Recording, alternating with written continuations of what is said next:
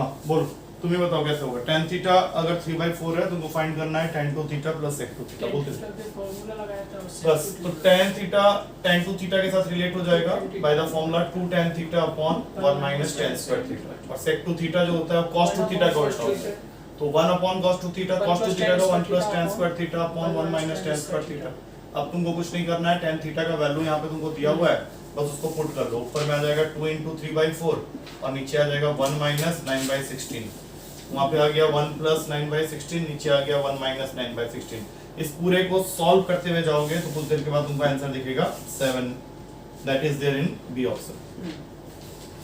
उसके बाद ये थर्ड वाला क्वेश्चन हम लोग कितनी बार तो कर चुके हैं, कितनी बार में दे चुका है क्वेश्चन।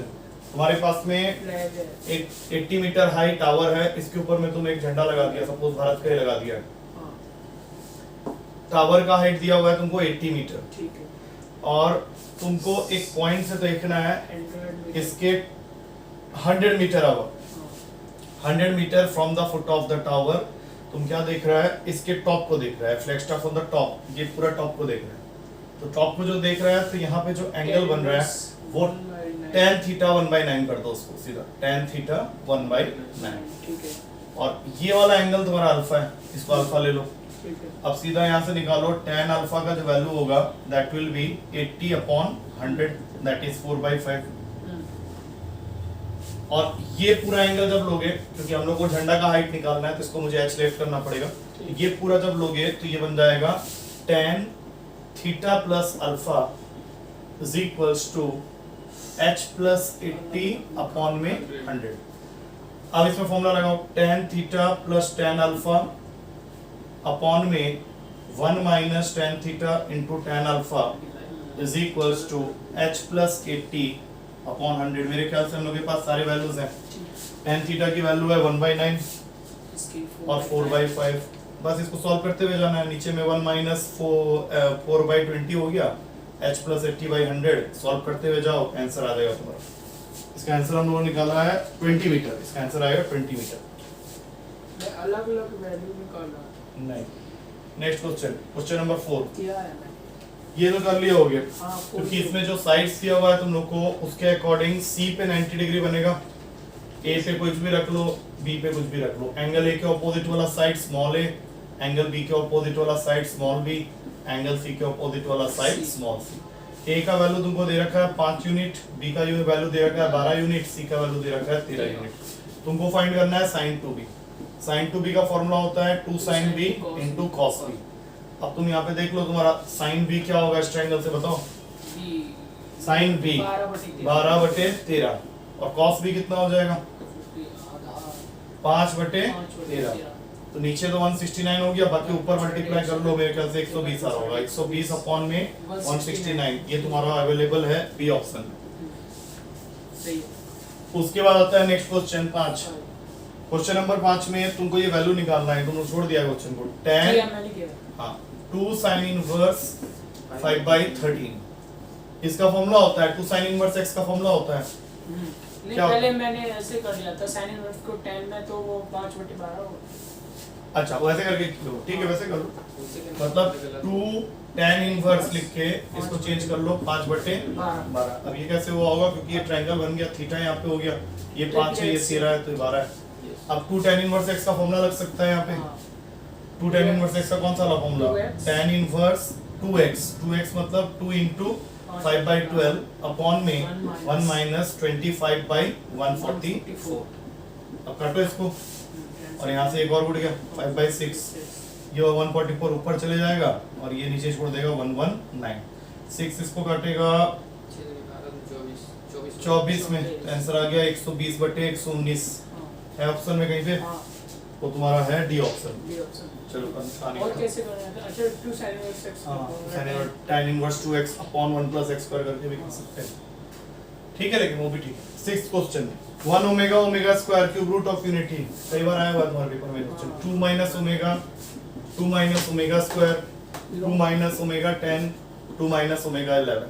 तुमको बस एक चीज याद रखना है कि ओमेगा के पावर में 3 का कोई भी मल्टीपल 1 होता है, तो उस हिसाब से अगर ओमेगा 10 लिख रहे हैं तो वो ओमेगा 9 इंटू ओमेगा, मतलब खाली ओमेगा रहेगा, और यहाँ पे ये हो जाएगा 2 माइनस ओमेगा स्क्वायर, बाकी इसके पास ऑलरेडी 2 माइनस ओमेगा है, ये 2 माइनस ओमेगा स्क्वायर, मतलब दो बार आ गया दोनों चीज।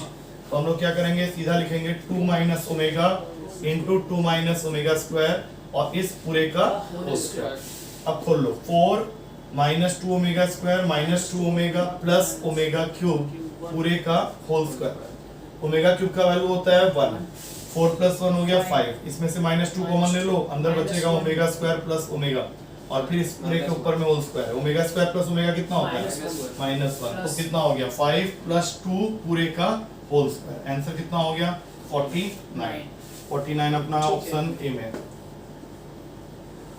क्वेश्चन नंबर 7, क्वेश्चन नंबर 7 में लोकस पूछा है कॉम्प्लेक्स नंबर, इस केस में तुमको लेट करना पड़ेगा x प्लस आयोटा y, और उसमें बोला हुआ है कि z minus 2 upon z plus 2 पूरे का magnitude is equals to 2।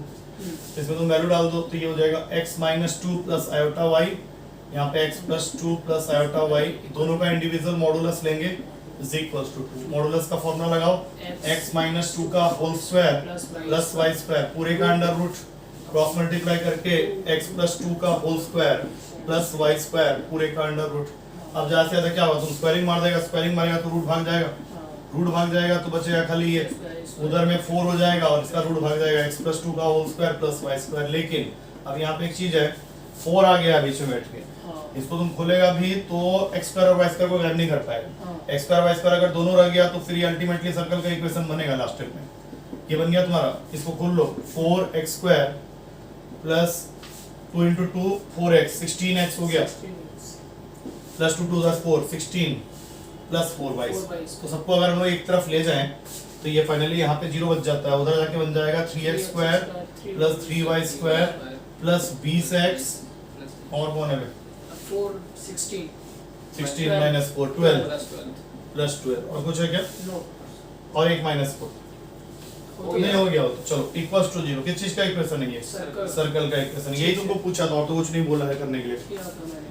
Okay, 8वां question में मैंने थोड़ा सा लैंग्वेज को उस तरह से लिखा हुआ है कि मिक्स्ड फ्रैक्शन लिख नहीं पाया था मैं, तो 19 है, ये 18 1/5 है। मैंने बोला था last two terms just read second and third values in mixed fraction. ये है 17 2/5। अब ये घटते हुए जा रहा है, तुमको बताना है कि इस सीरीज का पहला नेगेटिव टर्म मतलब लेस देन 0 वैल्यू कब आएगा। तो अगर नहीं पता है तो तुम सीधा इसको ले लो, nth टर्म कोई भी जिसका वैल्यू लेस देन 0 आना चाहिए। नहीं, कौन सा वैल्यू तुमको फर्स्ट टर्म ऐसा देगा जो कि नेगेटिव है, क्योंकि वैसे भी कम होता हुआ रहती है। तो यहाँ पे तुम्हारा फर्स्ट टर्म हो गया 19, n तुमको निकालना है, कॉमन डिफरेंस निकालो जरा। 18 1/5 में अगर तुम 4/5 जोड़ेगा तभी तो 19 बनेगा ना, तो कॉमन डिफरेंस तुम्हारा -4/5 का हो गया, less than 0।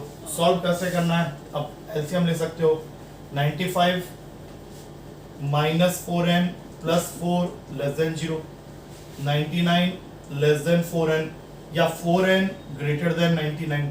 4n greater than 99 मतलब कौन सा टर्म होगा, n का वैल्यू हो गया 99/4। 99/4 को अगर सॉल्व करते हैं तो 24 के ठीक नेक्स्ट वाला, 24 के ठीक नेक्स्ट वाला 96 पे 24 होते 25 टर्म, तो आंसर हो जाएगा n is equals to 25th term, मतलब 25वां टर्म तुमको पहला नेगेटिव टर्म दे देगा। आया समझ में? ऐसा क्वेश्चन असाइनमेंट बुकलेट में भी था तुम लोगों का, 8 का सी है, ठीक है। क्या हो, बोलो, डाउट है कुछ? नहीं, ये हमको समझ में नहीं आता था, मैं पढ़ रहा था इसको कुछ। अच्छा, अगर इसी क्वेश्चन में दिया होता which term is equals to 0, तुम क्या करता, इक्वल्स टू 0 करके n निकालता। उसने तुमको बोला है पहला कौन सा टर्म है जो नेगेटिव होगा, तो लेस देन 0 करके चलते जाओ। फाइनली क्या आंसर आया कि n का वो वैल्यू जो 99/4 से बड़ा हो। 99/4 को सॉल्व करेगा 24 समथिंग आएगा, तो फिर 25वां टर्म हुआ नेक्स्ट टर्म। hm का फॉर्मूला पता होना चाहिए अगले क्वेश्चन को करने के। hm क्या होता है, 2ab प्लस p और q के लिए है तो 2pq अपॉन p प्लस 2, ये तो हो गया h का वैल्यू। अब तुमको क्या निकालना है इस क्वेश्चन में, पहले ये देख लो, h/p प्लस h/q।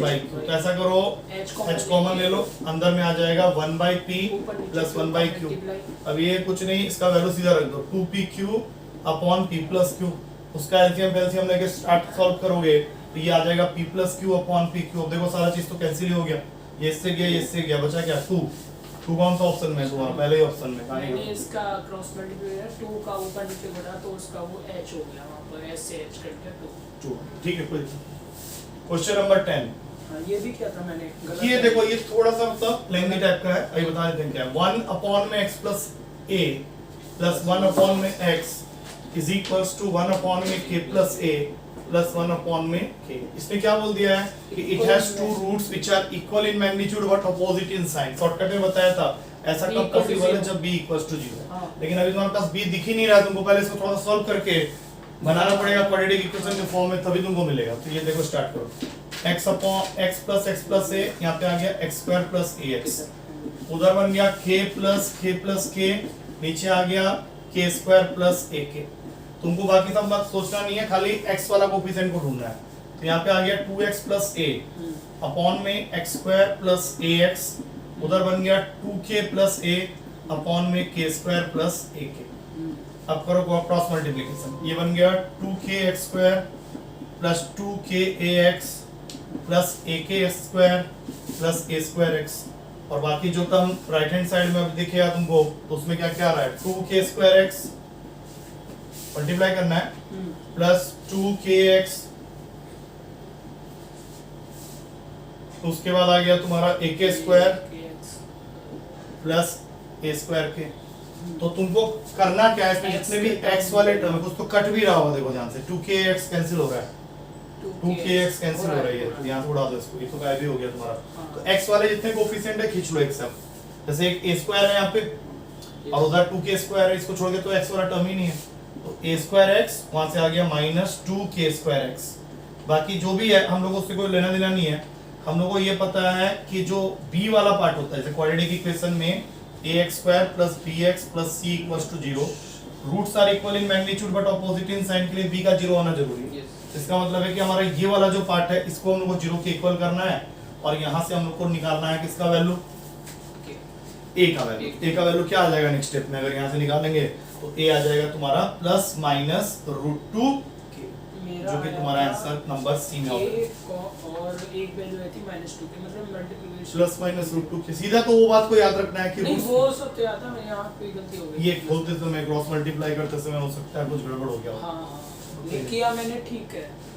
अब आ गया समझ में, ध्यान रखना आगे से। 11 नंबर में, अरे ये तो अपन रेशियो ऑफ द रूट्स वाला क्वेश्चन है। हाँ, किया है। हाँ, कैसे किया बताओ। इसका रूट्स तुमको लेना पड़ेगा से अल्फा बीटा, अल्फा बीटा, और दूसरे साइड से ले लो x square plus lx plus m equals to 0। इसका रूट्स ले लो, तुमको क्या दिया हुआ है, कुछ नहीं दिया हुआ, गामा डेल्टा। क्वेश्चन खाली ये कह रहा है कि अल्फा बाय बीटा रेशियो निकालना है। गामा बाय डेल्टा, नहीं रेशियो निकालना नहीं, वो इक्वल दिया हुआ है, तुमको एक रिलेशन चेक करना है। इसमें दो तरीका है, एक तो मेथड है और एक है वैल्यू पुटिंग। मेथड से अगर करोगे तो तुमको क्या करना है, वो तो तुम लिख ही चुके हो, उसमें कंपोनेंट और डिविडेंड लगा दो। Alpha plus beta upon alpha minus beta is equals to gamma plus delta upon gamma minus delta.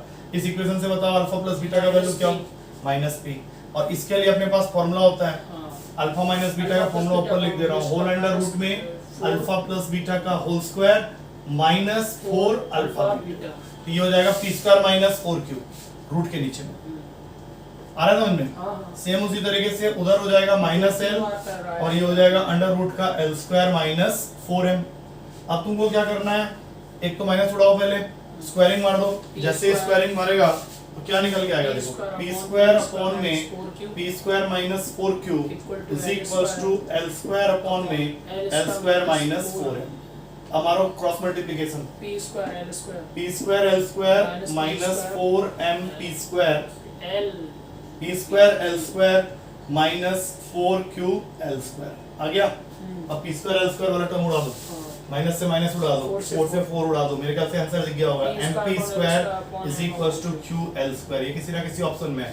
Sir ये दोनों इक्वल रूट्स हैं इसके, सर तो p इक्वल टू l नहीं हो जाएगा। इक्वल रूट्स कहां बोल रहा है, रेशियो ऑफ द रूट्स को इक्वल कह रहा है, ध्यान से पढ़ो। If the ratio of the roots of this equation, ये एक तरीका है, इससे तुम्हारा आंसर तो आ गया। अब और आसान तरीका चाहिए तो उसमें ऐसा कर लो, मैं फिर से बताता हूं इसी क्वेश्चन को दूसरे मेथड से। देखो देखो x square plus px plus q equals to 0 equation है। इक्वेशन कौन सा हमको क्या मालूम, जो चीज हम लोग को मालूम है उसके हिसाब से हम लोग क्या करते हैं, इसके रूट्स को वैल्यू दे देते हैं। सपोज कर लेते हैं कि इसका अल्फा है 1 और बीटा है 2, तो इसका गामा को कर लो 3, डेल्टा को कर लो 6। तुम बोले सर ऐसे क्यों कर रहे हैं, क्योंकि इसमें क्वेश्चन में कंडीशन भी तो दिया है ना कि इसका रेशियो ऑफ द रूट्स जो है वो इक्वल है। तो अल्फा बीटा मैंने इस इक्वेशन के रूट्स को माना है और गामा डेल्टा इस इक्वेशन के रूट्स को माना है।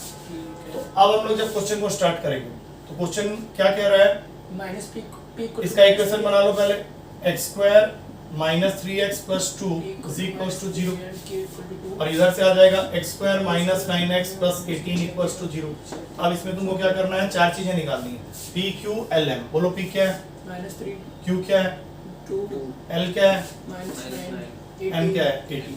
अब तुमको इन ऑप्शंस के अंदर में पुट करके देखना है कौन सा सेटिस्फाई कर जाएगा। तो हम लोग का तो आंसर आ ही गया, p square m equal to l square q। एक बार चेक कर लेते हैं LHS RHS सेम आ रहा है कि नहीं।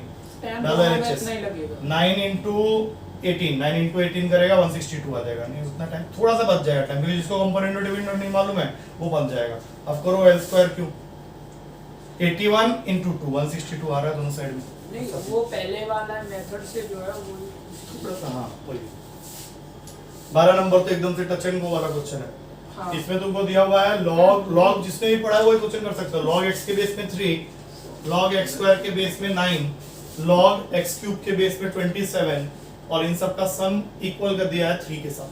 तुमको तो यहाँ कुछ करना ही नहीं, तो ऑप्शन पिक कर लेते सीधा। x की जगह अगर मैं 3 डालता हूँ, देखो क्या होगा, यहाँ 3 जैसे ही डाला 1, यहाँ 3 जैसे ही डाला एक और 1, यहाँ 3 जैसे ही डाला एक और 1। अब ये 1 सब जगह से क्यों आया, क्योंकि यहाँ 3 डालने पे 9 हो जाएगा, 9 के बेस में 9 है, यहाँ 3 डालेगा 27 हो जाएगा, 27 के बेस में 27 है, ये ऑलरेडी 3 के बेस में 3 है, 1 + 1 आंसर ऑप्शन से सीधा खींच लेते हैं x = 3। ठीक है। रेडियस निकालना है, रेडियस निकालने का फॉर्मूला होता है, लेकिन उसके लिए पहले उसको स्टैंडर्ड फॉर्म में ले आओ।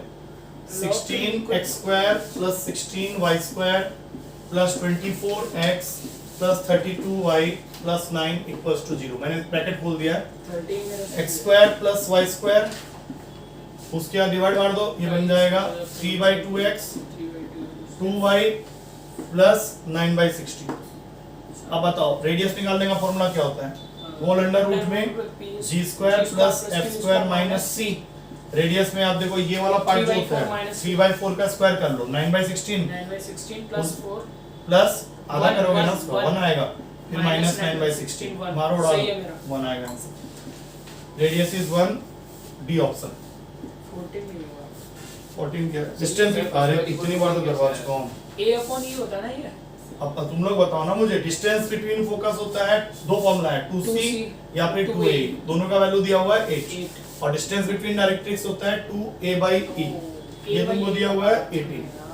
अब इसमें मेरे ख्याल से तुमको ये फॉर्मूला ज्यादा यूजफुल रहेगा अगर हम लोग इन दोनों का कॉम्बो बना लेते हैं, हाँ क्योंकि इनको जैसे ही तुम मल्टीप्लाई करेगा तो तुम्हारा e तो गायब हो गया, और 18 × 8 करके देख लो 144 आ रहा है, इसे e उड़ा दो, 4a² मतलब 2a का वैल्यू आ गया सीधा 12, मतलब a हो गया तुम्हारा 6।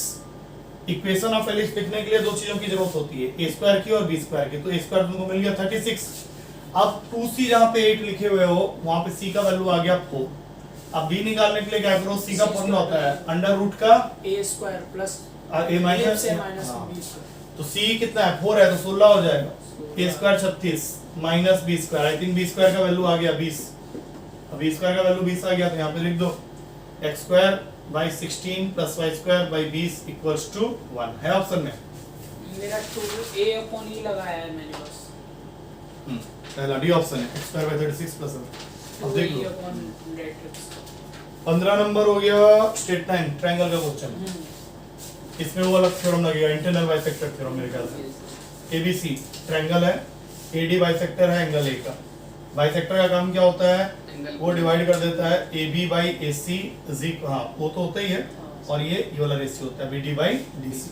तो तुम्हारे पास में A का वर्टेक्स पॉइंट दिया हुआ है 4,3, B दिया हुआ है तुमको 0,0, C दिया हुआ है तुमको 2,3।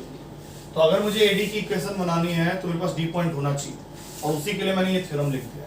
अब जल्दी से बताओ AB डिस्टेंस कितना होगा, A and B 3 3 9 4 4 16 9 16 5 5 upon AC AC 0 2 4 2 2 आएगा। तो BD/DC मतलब M/N का रेशियो तुमको मिल गया 5/2, मतलब यहाँ पे M लिखो 5, N लिखो 2। लगाओ सेक्शन फॉर्मूला, डी कोऑर्डिनेट निकाल लो। सेक्शन फॉर्मूला से जब तुम डी कोऑर्डिनेट निकालेगा तो बाद में AD का इक्वेशन बना लेगा 2 पॉइंट फॉर्म से, ठीक है कि नहीं। ये मिडिल पॉइंट तो बस Mid- एंगल को बाइसेक्ट करता है ना। हाँ ये इंटरनल बाइसेक्टर थ्योरम। डी निकाल लोगे यहाँ से, हाँ सेक्शन फॉर्मूला से डी आ गया, उसके बाद एडी का इक्वेशन बना लो। ठीक है। नेक्स्ट 16 नंबर कह रहा है ratio in which this is, अरे ये वाला क्वेश्चन हो गया।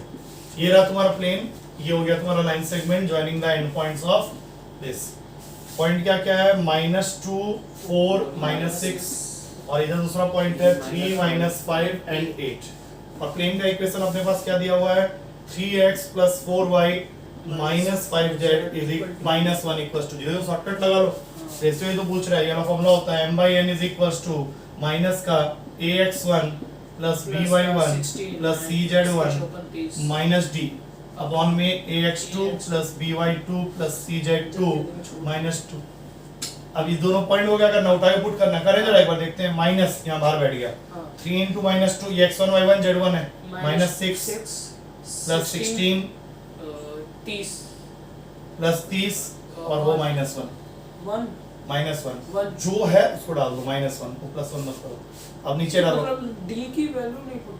अच्छा अरे जो इक्वेशन है उसमें पुट करना है ना तुमको, अब उसमें d को क्या छोड़ दो। रखेंगे तो माइनस नहीं, जो इक्वेशन है उसको लिख दो, d के लिए कोई कांस्टेंट नहीं होता, तो जो भी करना है x y z के साथ करना है। d जैसा है इक्वेशन में वैसे ही आ जाएगा। हाँ, अब बताओ यहाँ पे कितना हुआ, अगर प्लस का होता तो प्लस प्लस ही रखा, 3 तिया 9, उसके बाद माइनस का 20, उसके बाद 40 -40 और फिर -1। अब करो यहाँ से कैलकुलेशन, 30 + 16 हो गया 46, 46 में से 7 जाएगा 39, ठीक है, और एक माइनस बार बैठेगा। और नीचे में कौन है, 60 -60 52, माइनस का 52, माइनस का 52 है, मतलब माइनस माइनस 3 13 के टेबल में हटाओ, 3/4 13 के टेबल में काट लिया, 3/4 है ऑप्शन में, 3/4 बी ऑप्शन। 17 नंबर क्वेश्चन, ए और बी को म्यूचुअली परपेंडिकुलर यूनिट वेक्टर्स बोल रहा है, मतलब ए परपेंडिकुलर टू बी है, साथ में ए का मैग्नीट्यूड और बी का मैग्नीट्यूड दोनों ही 1 है, और एक और चीज a डॉट b 0 के इक्वल। अब तुमको जो पूछा गया है उसको खोलना है तुमको, 3a vector plus 2b vector, इसका डॉट करना है 5a vector minus 6b vector के साथ में। स्टार्ट हो जाओ, बोलो। 15 ही रहेगा, ये मैग्नीट्यूड का माइनस 18 वो तो 0 हो गया, माइनस प्लस 10 ये भी 0 हो गया, माइनस के 12 3 ये दोनों गायब है क्योंकि परपेंडिकुलर था, तो a डॉट भी 0 हो गया। उसके बाद अपना आ जाओ ये ऑप्शन में, 18 का लैंग्वेज ही नहीं समझा होगा तुम। एक चीज बताओ, मीन जब निकालते हो तो हर वैल्यू में अगर कोई constant add subtract multiply divide करते हो तो मीन भी उसी वैल्यू से ऐड सब्ट्रैक्ट मल्टीप्लाई डिवाइड हो जाता है। क्वेश्चन स्टार्ट ही इसी बात से हुआ है कि when n is subtracted from each of the given observation, मतलब अगर मान लो तुम मीन x बार माना हुआ है, तुमने हर वैल्यू के साथ में 10 सब्ट्रैक्ट किया तो मीन भी 10 से सब्ट्रैक्ट हो जाएगा, और इससे क्या होगा, मीन 60% पे आ जाएगा। 60% is reduced to 60%, मतलब जो इनिशियल जो उसका मीन था उसका 60% हो जाएगा। अब x बार -10, 60% का मतलब होता है 3/5। थोड़ा सा सॉल्व कर लो, 5x bar -50 equals to 3x बार, यहाँ से 2x बार इक्वल्स टू 50, और इनिशियल मीन तुम्हारा आ गया 25। अब क्वेश्चन यहाँ खत्म नहीं हुआ है, वो कहता है कि अब तुम 5 ऐड कर रहा है सब में, तो ऑब्वियसली बात है इसमें भी 5 ऐड हो जाएगा। हाँ, अच्छा, इसमें 5 समझ 30 आ नहीं गया। पाए इसको बोर्ड का। हाँ 30 हो गया तो बी ऑप्शन हो गया, कहानी खत्म। 19 तो हो गया, बट 19 वाला में फॉर्मूला अलग है, यहाँ sin x डिग्री लिखा हुआ है, x/x होता है तब होता है ना, यहाँ पे x डिग्री लिखा है। x डिग्री का मतलब हुआ कि तुमको उसको पहले रेडियन में कन्वर्ट करना पड़ेगा। 180 डिग्री पाई रेडियन के बराबर होता है, तो 1 डिग्री होगा π/180। तुमको x डिग्री पूछ रहा है तो x डिग्री का मतलब हो गया πx/180। अब तुम इसको ले आए उसी का औकात में, तो यहाँ पे तुम अब लिखेगा limit x tends to 0, sine लिखा, इधर लिख दो πx/180, और नीचे में खाली x है। अभी x है तो क्या करो, इसको π/180 से मल्टीप्लाई डिवाइड मार दो, एक π/180 इधर मारा, एक π/180 इधर मारा। अब ये पूरा जो है ये हो गया तुम्हारा 1, बचा क्या वहाँ पे साइड में π/180। कहानी का मैंने वो cos π/180 π/180 x = 0, वो 1 हो गया, π/180 बचा। हाँ ठीक है, तुम वैसे कर दो। देखिए के साथ फॉर्मूला एक मार ये 9 वो फॉर्मूला नहीं था ना, लेकिन 20 नंबर ये तो पूछे थे बाद में, d/dx है किसका करना फिर भी नहीं हुआ। है x plus x cube by, देख लेते हैं, प्लस x5 बाई 5 और ये जा रहा है अप टू इंफिनिटी। मारो डिफरेंशिएशन, पहला टर्म का 1 हो गया plus x square plus x4 plus गया, बस यही तक होगा। सम अप टू इंफिनिटी का फॉर्मूला कौन लगाएगा, a अपॉन 1 माइनस r। तो ये वो थोड़ा थप्पड़ मारूंगा खींच के, जब ये वैल्यू आ गया है इंफिनिटी तक जा रहा है तो सम अप टू इंफिनिटी लगाओ ना भाई, जीपी x इक्वल टू 6 नहीं आएगा अगला टर्म। x 6 कैसे हो गया, क्यों? करो 3 5 7 क्या बोल रहा है, अगला x2 by x। 3 x2 by 3 का डिफरेंशिएशन करो करो करो करो, वो तो मैंने भी किया है। x5 by 5 का करो। हाँ ये भी किया है मैंने। अब तो ये तो आ अगला गया। टर्म, इसका अगला टर्म क्या होगा? बोलो। x7 upon 7, हाँ उसका x6 हो गया। हाँ 7 सामने आएगा, खत्म है कहानी। हाँ, x6 तो आएगा, x6 x6 हाँ, अब आएगा। इससे करना क्या होगा, ये सीरीज तब भी जीपी रहेगा, जीपी रहेगा जिसका कॉमन रेशियो x स्क्वायर है, फर्स्ट टर्म ये है 1, तो 1 upon 1 minus x square option में है क्या कहीं, 1 अपॉन पहले ही ऑप्शन है, और कहाँ जा रहे हैं, पहले ही पूरा ऑप्शन करके बस वो फालतू कर दिया तुम, क्या समझ रहा था मैं इसको? तुम गोलीबाजी कर रहा था। नहीं अबे कहाँ है, कहाँ है, एक टाइप के वो वो अभी है, मारो बंद करो।